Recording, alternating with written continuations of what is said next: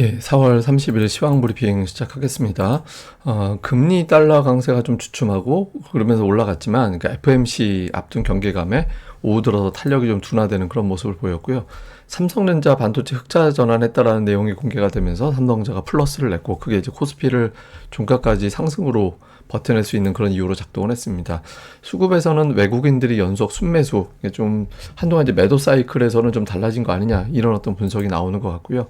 특징주로는 화장품, 다음에 제약 바이오주 중에 일부, 자율주행, 이거는 뭐 고점 대비 많이 밀리긴 했지만 어쨌든 이런 종목들, 다음에 뭐 삼성전기 같은 어떤 대형 IT주들, 이런 종목군들이 좀 특징적으로 움직인 그런 하루였습니다. 우선 시장을 움직였던 주요 재료는 테슬라가 올라가면서 관련된 종목군들 몇 개가 반응을 했잖아요. 오늘 올라간 걸 보면 테슬라는 전기차 관점에서 올라갔다라기보다는, 그러니까 자율주행 변수로 올라갔다라고 봐야 되거든요. 그래서 그러다 보니까 2차 전지주는 초반 이후에 좀 탄력이 떨어지고, 자율주행도 뭐 탄력이 떨어지긴 했지만 어쨌든 플러스로 마감하는 그런 모습이 나왔죠. 그러니까 이게 좀 되게 중요한 의미인 것 같아요, 제가 보기에는. 그러니까 테슬라가 중국으로 가서 미국에서의 어떤 여러 가지 제약을 좀 극복하기 위해서 이제 중국을 택한 거 아니냐. 그러니까 그 과정에서 테슬라가 돌파구로 삼은 게 이제 자율주행이기 때문에, 이 이슈가 어떻게 전개되는지는 향후에 우리 관련된 종목들에 영향을 주는 사안이기 때문에 뭐 계속 봐야 될 것 같습니다. 근데 어쨌든 테슬라 변수가 오늘 증시에 영향을 준 그런 사안이다라고 봐야 되고, 또 하나는 이제 금리죠. 그러니까 미국의 2년물 금리가 좀 내려가주는, 10년물 금리도 빠지고 2년물 금리도 내려오는데, 특히 2년물 금리가 5% 밑으로 내려갈 때 주식시장이 올라가고 2% 넘어가면 주식시장이 좀 고전을 하는 그런 모습을 보였거든요. 근데 2년물 금리가 오늘 5% 아래 4.99% 정도에서 움직였잖아요. 그래서 금리가 정점을 쳤을지도 몰라, 이런 어떤 기대감이 나오면서 증시가 또 상승을 하는, 그런 이제 계기로 작동을 했습니다. 다만 이제 FOMC 직전이라 이게 다시 튀어 올라갈지도 몰라, 이런 어떤 걱정이 좀 있죠. 그래서 이것 때문에 증시가 이제 뒷부분에서는 좀 탄력이 떨어지는, FOMC 어떻게 돌아가는지 봐야 된다라는 걱정 때문에 이제 좀 뒷부분에서는 오히려 경계 요인으로 바뀌었고요. 환율 같은 경우도 마찬가지죠. 달러 인덱스는 빠졌는데, 이 달러 인덱스가 하락한 거는 일본이 환시장 개입하면서 엔화가 이제 급등을 하는, 그러니까 쉽게 얘기하면 환율이 떨어진 거잖아요. 그러니까 엔화가 달러 인덱스를 밀어내리는 그런 역할을 했는데, 일본이 환 개입하는 게 끝까지 성공을 할 거냐, 여기에 대한 어떤 의구심, 그리고 엔화 가지고 해결되는 게 아니라 이제 FOMC 회의 때 파월 의장이 어떻게 발언하느냐가 더 중요하잖아요. 그래서 초반에 원달러 환율이 좀 밀리긴 했지만 뒷부분에서는 이제 원달러 환율이 다시 올라가는 그런 모습을 좀 보였죠. 그러다 보니까 금리도 내리고 달러 인덱스도 빠졌지만 투자자들이 오후장 들어서는 좀 확신도 적었고, 그리고 이제 그 휴장 기간, 그리고 끝나고 바로 또 FOMC 이런 일정이 있다 보니까 좀 조심스러워하는, 그런 움직임이 나와서 초반만큼의 어떤 탄력을 유지하지 못하고 이제 뒷부분에서는 좀 둔해지는, 증시가 좀 둔해지는 그런 모습을 보였던 것 같습니다. 뭐 이슈를 좀 정리해 보면, 삼성전자 오늘 실적이 나왔는데 어쨌든 매출과 영업이익, 뭐 지난번에 이제 잠정 실적 나왔으니까 이번에 이제 세부 내용 나온 건데, 어쨌든 뭐 잘 나왔죠. 그리고 특히 반도체가 5분기 만에 흑자 전환했다. 그리고 이제 영업이익이 반도체 쪽 뭐 10배 정도 뭐 하여튼 급증을 했다, 지난번 대비. 이제 이런 어떤 내용들이 이제 전해지면서 삼성전자가 장중 내내 이제 플러스권, 그러니까 초반 이후에 이제 플러스권을 계속해서 이제 유지를 하는 그런 모습을 좀 보였고, 제가 이제 삼성전자는 잠시 후에 또 설명드릴 겁니다만은, 어쨌든 실적 추정치를 하향할 만한 이슈가 생긴 건 없잖아요. 우리나라 이제 삼성전자도 그렇고 자동차도 그렇고 전차 군단이 이익 비중이 상당히 높은데 다 예상치를 넘기는 실적이 나오고 있잖아요. 그래서 연간 기준으로도 그렇게 낮출 이유가 없다. 그러니까 지금 추정하고 있는 실적이 최소 달성될 가능성이 높거나 더 초과될 가능성이 높아. 그러니까 이런 기대치, 그러니까 이건 되게 중요합니다. 왜냐하면 시장이 쉽게 밀리지 않는 그런 계기로 작동할 수 있거든요. 그래서 삼성전자 실적이 시장을 좀 지탱시켜주는 그런 역할을 했고요. 그다음에 뉴스는 보면 그 외국인 관광객이 올해 뭐 코로나 이전에 90%까지 회복을 한다더라, 이런 보도가 나온 데다가 또 외국인 관광객하고 연결고리가 있는 뭐 화장품 관련된 기업들의 실적이 상당히 좋다더라. 그러면서 이제 뭐 관련된 종목군들이 좀 반응을 하는 이제 그런 어떤 이제 흐름이 만들어졌고, 또 하나는 저는 이 뉴스가 되게 중요하다라고 보거든요. 그러니까 미국이 주선을 해서 이스라엘과 사우디가 수교할 수 있다, 이런 보도가 나왔잖아요. 이게 만약에 수교가 되면 전제 조건이 이제 가자 지구에 대한 어떤 평화, 이런 것들이 좀 들어가고, 이렇게 되면 중동 지역에 대한 우려 요인 중에 하나가 제거가 되거든요. 그러면 국제유가가 안정이 될 수 있죠. 지금 바이든은 지금 물가가 그대로 가면 지금 최근 들어서 약간 저 뭡니까 그 수익률이 된다죠.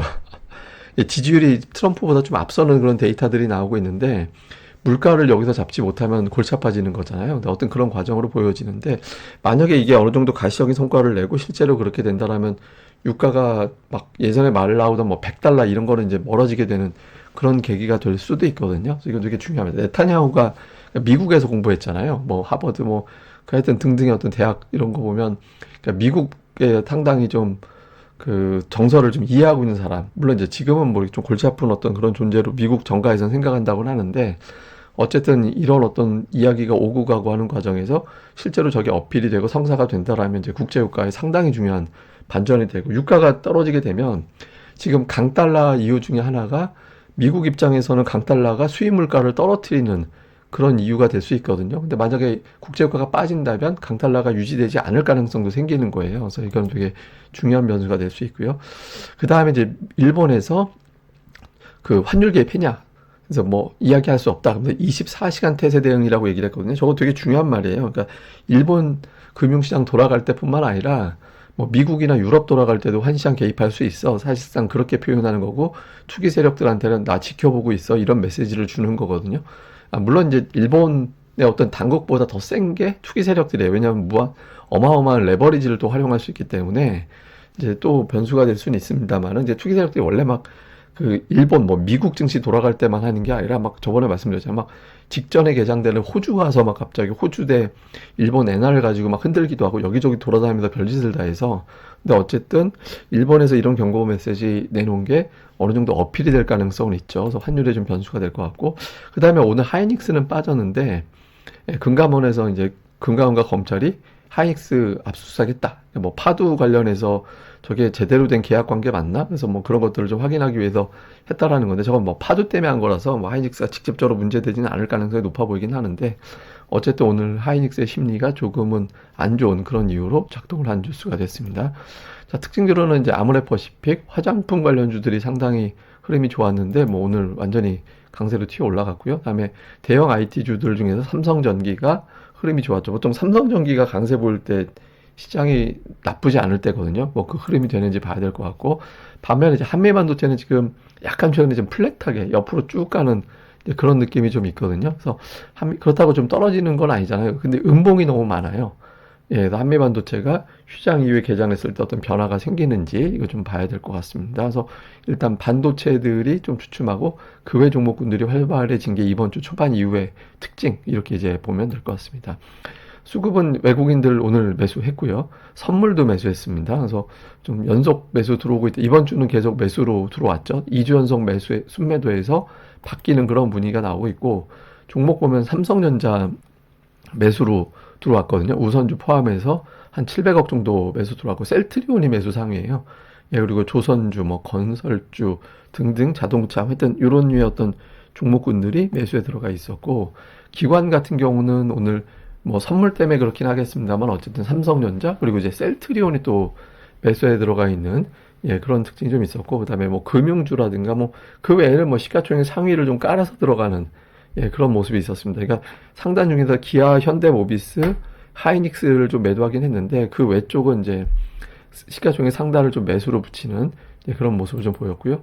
그다음에 코스닥 쪽에서는 외국인 투자들이 HALB 관련된 종목군들 이런 것들이 좀 매수에 많이 포진해 있었고 그다음에 반도체주는 뭐 종목별로 좀 골라 담는 예, 그런 모습을 좀 보인 게 있었고요. 그다음에 폰 부품 관련 종목이 좀 KH바텍이 좀 들어가 있었습니다. 그다음에 기관 투자자들 같은 경우는 이렇게 특별하게 업종별 특징이 있다라고 보기는 어려운데 어쨌든 뭐 반도체 일부, 그다음에 스마트폰 부품 관련된 종목군들의 일부 이런 종목군들을 좀 매수 종목들이 조금 더 많이 포진해 있는 예, 그런 특성이 있었습니다.